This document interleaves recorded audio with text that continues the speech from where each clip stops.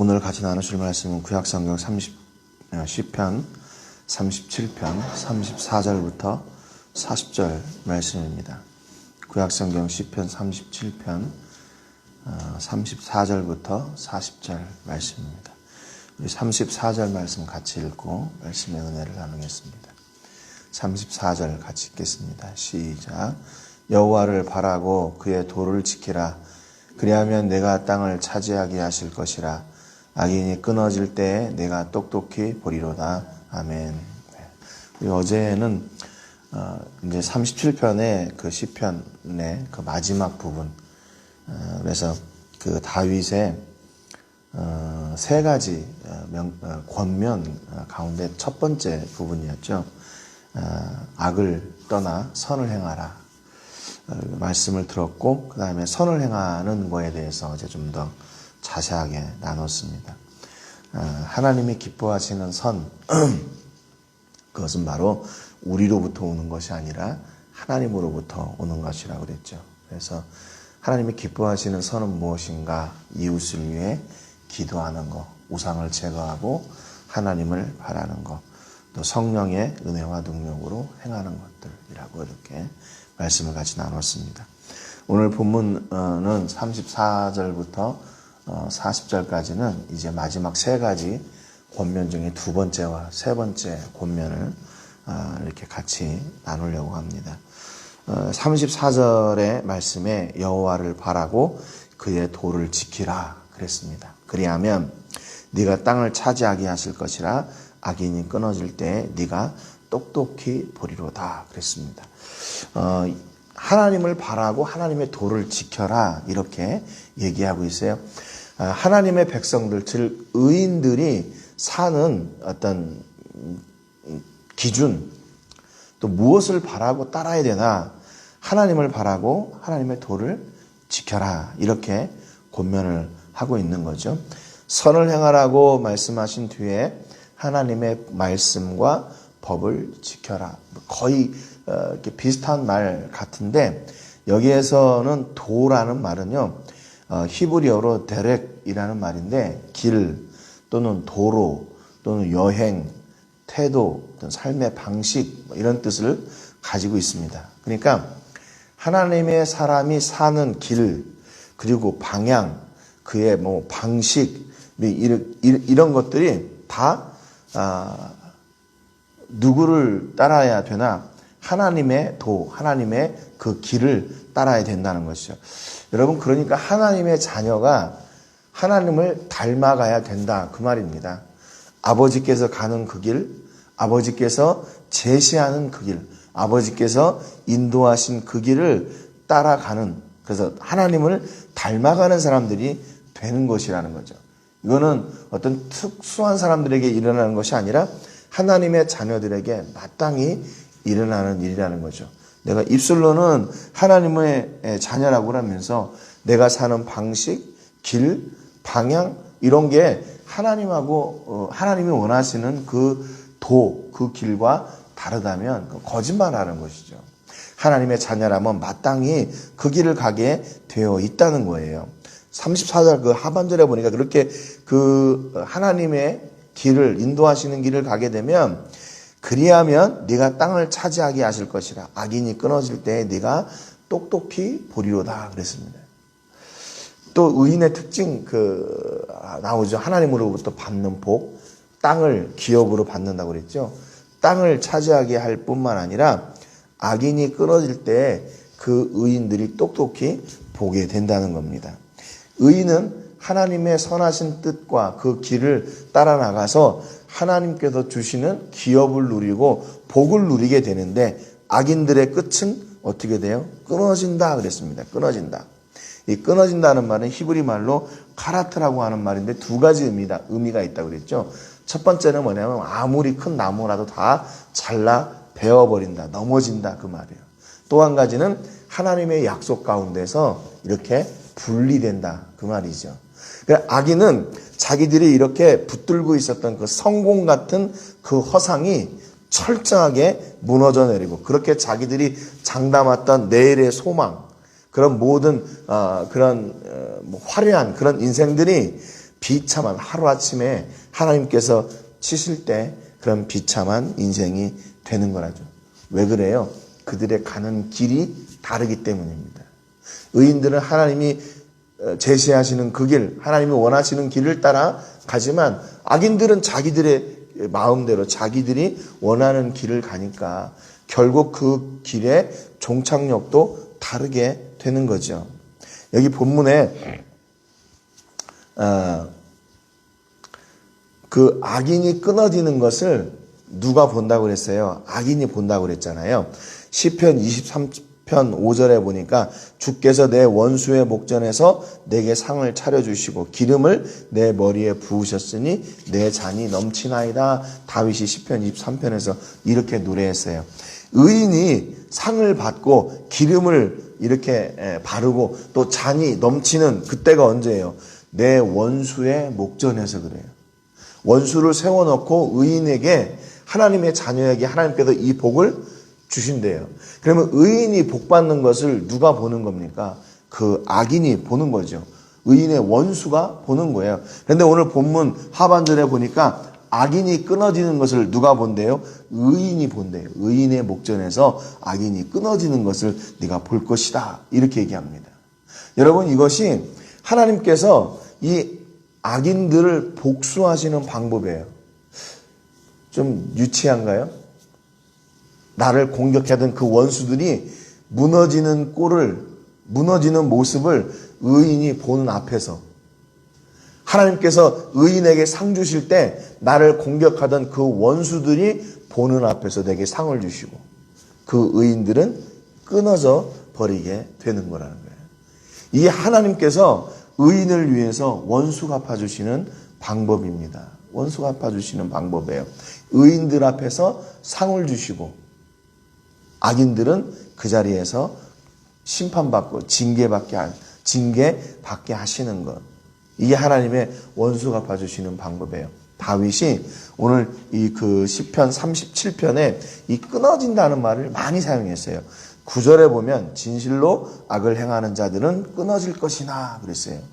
22절에 주의 복을 받은 자들은 땅을 차지하고 주의 저주를 받은 자들은 끊어지리로다 그랬습니다. 28절에 여호와께서 정의를 사랑하시고 그의 성도를 버리지 아니하심이로다. 그들은 영원히 보호를 받으나 악인의 자손은 끊어지리로다 그랬어요. 오늘 본문 34절에도 그랬죠. 38절에도 범죄자들은 함께 멸망하리니 악인의 미래는 끊어질 것이다 이렇게 했어요. 여러분, 그러니까 악인의 종착역은 그들이 아무리 자기들이 승승장구하는 것처럼 보이고 큰 성공을 거둔 것처럼 보이고 화려한 것처럼 보인다 할지라도 그들의 종착역은 어디냐? 하나님의 징계뿐이에요. 하나님의 징계. 왜요? 그들이 가는 길이, 그들의 사는 방식이 하나님의 길과 하나님의 방식과 다르기 때문에 그런 거예요. 여러분, 그렇다면 우리 의인들은, 하나님의 자녀된 의인들은 어떻습니까? 우리가 조금 비록 힘들고 어렵고 곤고한 일도 있고 그런 괴로운 일도 있다 할지라도 우리의 가는 길이 하나님을 닮아가는 길이라면 우리의 종착역은 어디예요? 기름을 내 머리에 바르시고 내게 상을 베푸시고 내 잔이 넘치도록 풍성하게 하시는 그 복된 자리가 바로 우리의 자리라는 거예요. 그래서 이런 삶을 35절 36절에 보니까 다윗이 이렇게 노래했어요. 내가 악인의 큰 세력을 본즉 그 본래의 땅에 서 있는 나무잎이 무성함과 같으나 내가 지나갈 때에 그는 없어졌나니 내가 찾아도 발견하지 못하였도다 그랬어요. 여러분, 악인이 망하는 것을 어떻게 했어요? 다윗이 직접 경험했어요. 다윗이 직접 경험했어요. 내가 악인의 큰 세력을 본즉 그랬잖아요. 다윗을 도전했던 그 원수들, 그 대적들이 얼마나 많았습니까? 그런데 어떻게 됐어요? 하나님께서 그들을 모두 다 치신 거예요. 그들을 다 치셨어요. 그리고 다윗을 세워주셨어요. 그러니까 이게 뭐예요? 그래서 34절에 얘기했던 여호와를 바라고 그의 도를 지켜라. 그리하면 내가 땅을 차지하게 될 것이고 악인들이 끊어질 때 내가 똑똑히 보리라. 이 얘기는 뭐냐면요. 다윗 자신의 경험이에요. 다윗 자신의 경험이에요. 그의 인생을 살다 보니까 그 앞에서도 그런 얘기를 했었죠. 다윗이 내가 하나님의 자녀들이 그의 후손들이 굶주리고 남에게 꾸는 그런 삶을 사는 사람들을 본 적이 없다. 왜냐하면 하나님의 자녀들은 하나님께서 주신 것을 심기 때문에, 그 사랑을 나누는 통로가 되기 때문에, 그로 그의 자녀들이 풍성함을 누린다 그랬잖아요. 그게 뭐예요? 다윗의 경험에서 나온 거거든요. 오늘 이렇게 의인들이 멸망하는 것도 다윗의 경험 가운데 나왔던 거예요. 내가 나를 대적했던 원수들을 보니까 하나님이 다 그렇게 끊으셨다 그 말이에요. 그렇게 징계하셨다 그 말이에요. 그러니까 하나님을 따르는 의인들에게는 이 동일한 은혜가, 동일한 원수 갚아주심이 임하게 된다. 그렇게 말하고 있는 거죠. 그러니까 단순히 너희가 뭐 하나님을 바라고 그의 도를 지키면 이렇게 복을 받는다, 이게 어떤 지식적인 것에서 나온 것이 아니라 다윗의 경험, 그의 체험 가운데에서 나온 거예요. 그러니까 이 하나님의 역사를 경험하고 이 말씀을 확인하는 것이 바로 우리 의인들의 행복이에요. 아, 진짜 이 하나님의 말씀이 내 삶 속에서 이루어지고 있구나. 여러분, 그것이 행복한 삶 아닌가요? 또 우리 삶 앞에 있는 고난 가운데서 그 고난이나 어려움들을 두려워하지 않고 그 고난을 이길 수 있는 힘이 뭐예요? 바로 하나님께서 내게 그동안 역사하셨던 신실하신 그 하나님의 역사. 그 역사가 바로 오늘 우리가 만나는 어려움을 이길 수 있는 힘과 능력이 되는 것이지요. 그래서 다윗이 그가 경험했던 하나님을 이렇게 노래하고 있는 겁니다. 여러분, 이게 다윗이 이렇게 노래할 때 그 안에서 그냥 아마 하나님이 그렇게 도와주실 수도 있고 그러지 않을 수도 있을 거야, 이런 마음으로 노래했을까요? 아니죠. 다윗은 그의 경험한 하나님이 그렇게 도우셨으니까 당연히 이렇게 도울 거다. 너도 이렇게 하나님의 도를 따르고 하나님을 따라 나갈 때, 하나님의 삶의 방식으로 살아나갈 때 하나님은 반드시 도우실 거다라는 확신을 가지고 이 노래를 했던 겁니다. 세 번째 다윗의 권면이 있는데, 세 번째 다윗의 권면은 뭐냐면 37절에 보니까 온전한 사람을 살피고 정직한 자를 볼지어다. 모든 화평한 자의 미래는 평안이로다 그랬습니다. 우리의 본 받을 사람, 우리의 본이 될 사람을, 우리의 목표를 어디에 삼아야 되냐? 온전한 사람에게, 정직한 사람에게 우리의 삶의 목표를 세우라 그 말이에요. 우리가 어디에 주목해야 되나? 악인들의 풍성한 부유함, 화려함, 거기서 주목하지 말고 온전한 사람, 정직한 사람에게 우리의 시선을 고정해라 그 말입니다. 여기서 온전한 사람이라는 말은, 이 온전한이라는 말은 히브리 말로 탐인데, 뭐 완전한, 완벽한, 퍼펙트예요, 컴플리트예요, 영어로. 이런 사람이 어떤 사람이에요? 다른 성경, 그 번역 성경에 보니까 온전한 사람을 흠없는 사람이라고 번역했어요. 또 깨끗한 사람이라고 번역했어요. 또 여기 메시지 성경, 영어 성경에 보니까 영혼이 건강한 사람, 영혼이 강건한 사람, 이렇게 번역을 했어요. 그러니까 완전한 사람은 저는 흠이 정말로 없는, 그런, 누가 봐도 그 사람은 흠이 없는 사람인 거예요. 누가 봐도 그 사람은 깨끗한 사람인 거예요.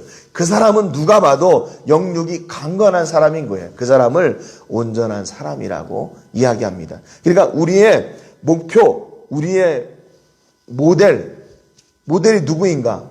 하나님의 도를 그대로 따라가면서 하나님께서 주시는 복을 누리는 사람, 그게 바로 온전한 사람이고 정직한 사람인 것이죠. 하나님의 도를 마음에 두고 그 하나님의 도를 따라가다가 하나님이 주시는 복을 받는 사람을 보라 그 말입니다. 그 사람을 내 인생의 목표로 삼으라 그 말이에요. 다른 것에 시선을 빼앗기지 말고 하나님의 도를 쫓아가는 그 사람에게 목적을 두고, 목표를 두고 그 사람을 본받아 사는 사람이 되라 그 말이에요. 그 얘기는 무슨 얘기예요? 그 사람이 그 인생 가운데서 하나님의 도를 따라가다가 하나님께서 주시는 복을 너 또한 누리라 그 말이죠. 여러분, 세상 가운데 보니까요, 우리가 이렇게 우리 인생의 어떤 목표는 아니지만 저 사람처럼 됐으면 좋겠다 하는 그런 모델들이 참 많이 있는 것 같아요. 그런데 우리가 저 사람이 나의 인생의 모델이 될 것이다 라고 기대하는 그 이유 가운데 하나는 뭐냐면요. 그 인생이 화려하기 때문에 그런 거예요. 그 인생이 진짜 성공한 것처럼 보이기 때문에 그래요. 어떤 사람 그런 사람 있잖아요. 뭐 몇백만 원을 투자해가지고 몇십억을 벌었다는 사람. 뭐 사업을 했다가 3억을 빚졌는데 300억에 1년 만에 300억에 뭐 무슨 이윤을 남겼다고 하는 사람.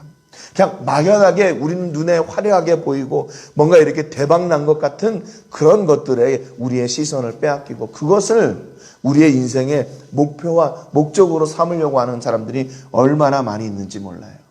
여러분, 우리는 그래 눈에 보이는 그 화려한 것이 아니라 진짜 그 사람의 삶 가운데 하나님의 도가 있나, 하나님의 말씀이 있나, 하나님의 말씀을 따라 사는 삶의 현장이 있나, 그걸 봐야 돼요. 그 사람을 본받으라고 이야기합니다.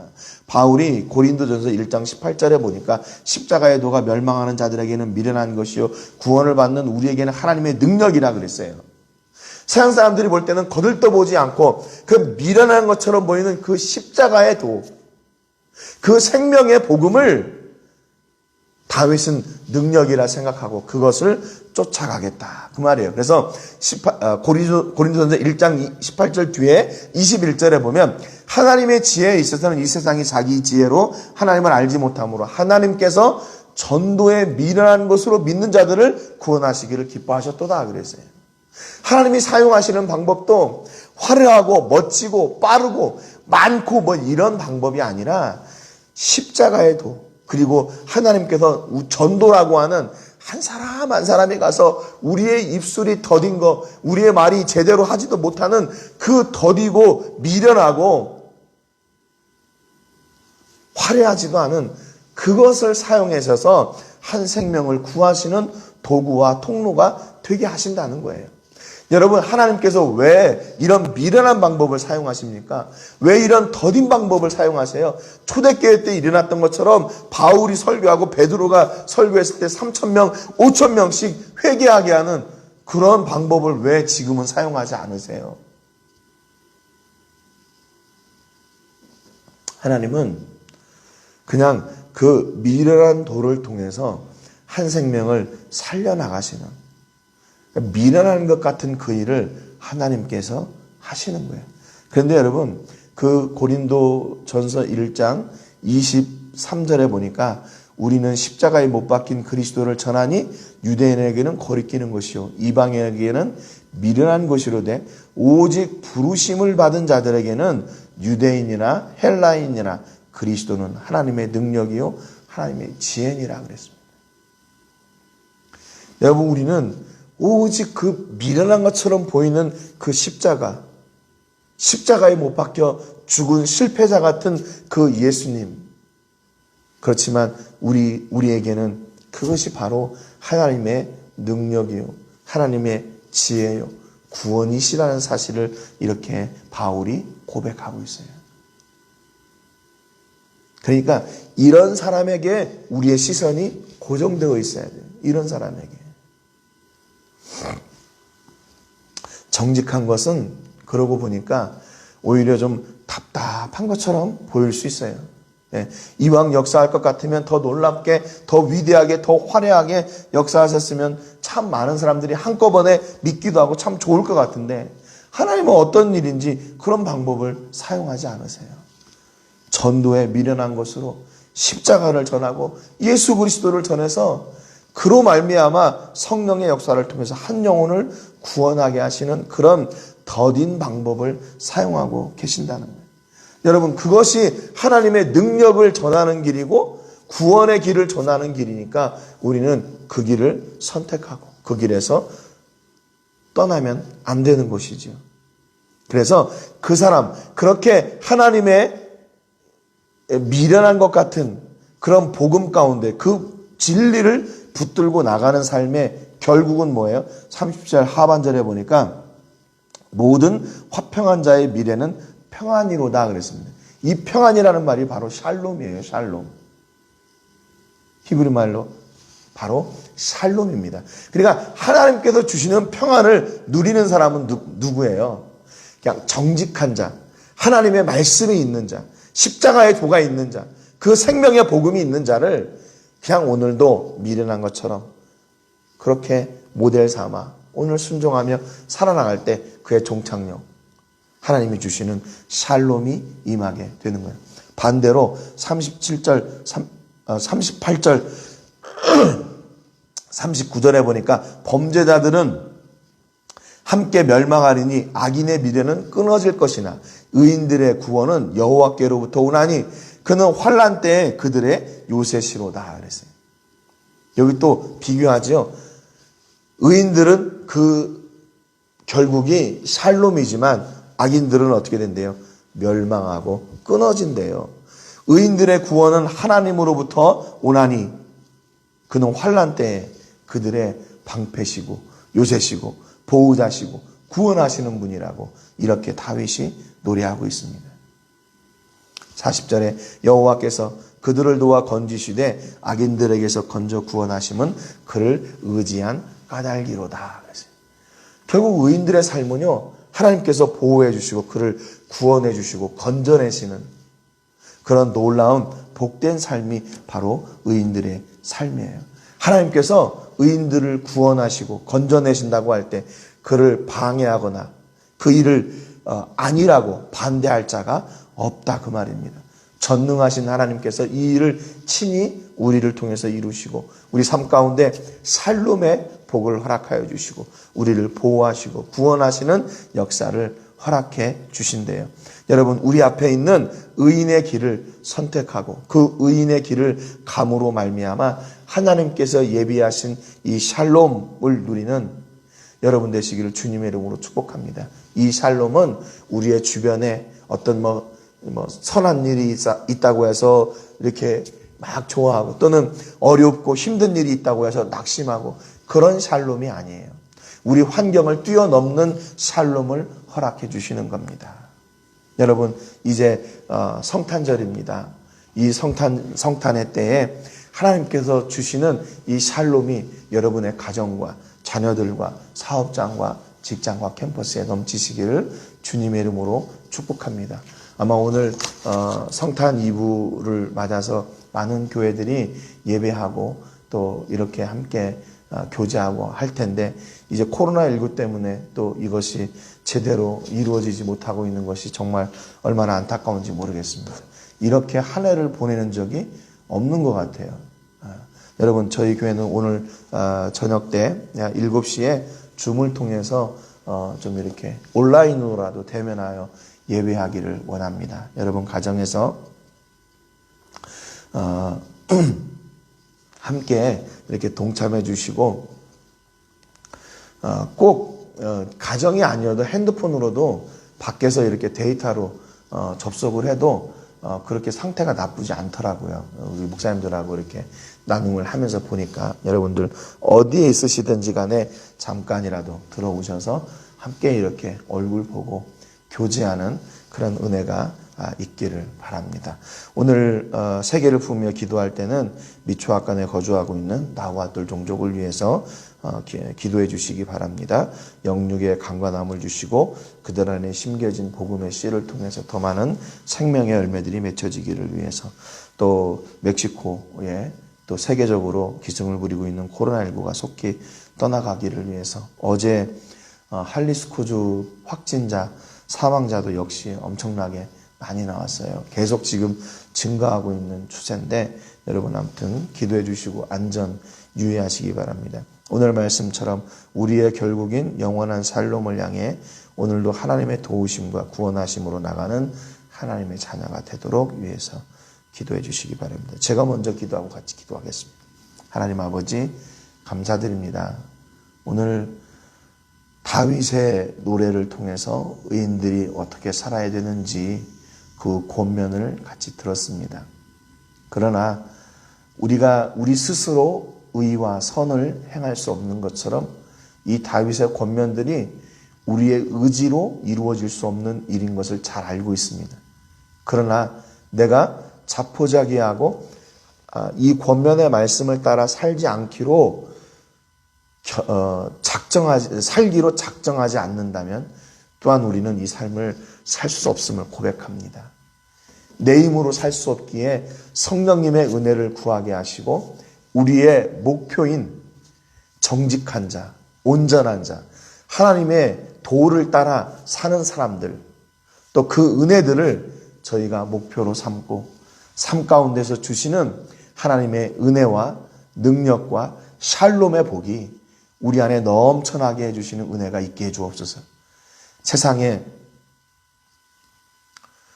고난이나 역경이나 낙심되는 일들이나 또는 실패하는 일들 때문에 우리의 샬롬을 빼앗기지 않게 하시고 하나님께서 어려운 때일수록 더욱 풍성한 샬롬을 부어주셔서 그로 하나님이 이루시고 하나님이 역사하시고 하나님이 회복하시고 하나님께서 세워가시는 그 복을 마음껏 누리는 우리 모든 성도들 되게 해주옵소서. 이제 성탄 전날입니다. 세상은 자기를 즐기기 위해 바쁘고 소란하지만 우리는 나를 위해 십자가를 지시기 위해 구원자로 이 땅 가운데 오신 예수님을 기뻐하고 즐거워하는 일에 전념하게 하시고 그 샬롬과 그 평강과 그 은혜와 기쁨이 우리 모든 성도님들 가운데 넘쳐나게 하여 주옵소서. 영광을 하나님께 드리며 예수님의 이름으로 기도합니다. 아멘.